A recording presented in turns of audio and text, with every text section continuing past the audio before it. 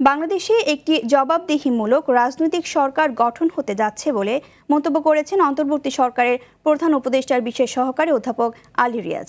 রাজশাহী বিশ্ববিদ্যালয়ের সিনেট ভবনে আয়োজিত গণভোট বিষয়ে জনসচেতনতামূলক প্রচার প্রচারণা শীর্ষক মতবিনিময় সভায় এইসব কথা বলেন তিনি। এ সময় তিনি আরও বলেন, অন্তর্বর্তী সরকার রাজনৈতিক দলের সাথে আলোচনা করে দীর্ঘ 9 মাস সময় নিয়ে নির্বাচনের ব্যবস্থা করে দিয়েছে।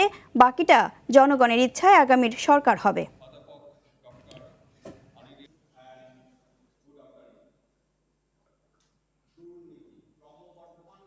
অন্তর্বর্তী সরকার চেষ্টা করে কমিশন তৈরি করে, জাতীয় ঐক্যমত্য কমিশন তৈরি করে 30টি রাজনৈতিক দলের সাথে প্রকাশ্যে 9 মাস ধরে আলোচনা করে টেলিভিশনে দেখা গেছে প্রত্যেক দিন অত্যন্ত ধৈর্যের সাথে প্রত্যেকটা রাজনৈতিক দল আন্তরিকভাবে আলোচনা করে এই জায়গায় এসেছে যে রাষ্ট্রপতির দণ্ড মওকুফ করার ক্ষেত্রে বিদ্যমান ব্যবস্থা অব্যাহত রাখা যাবে না।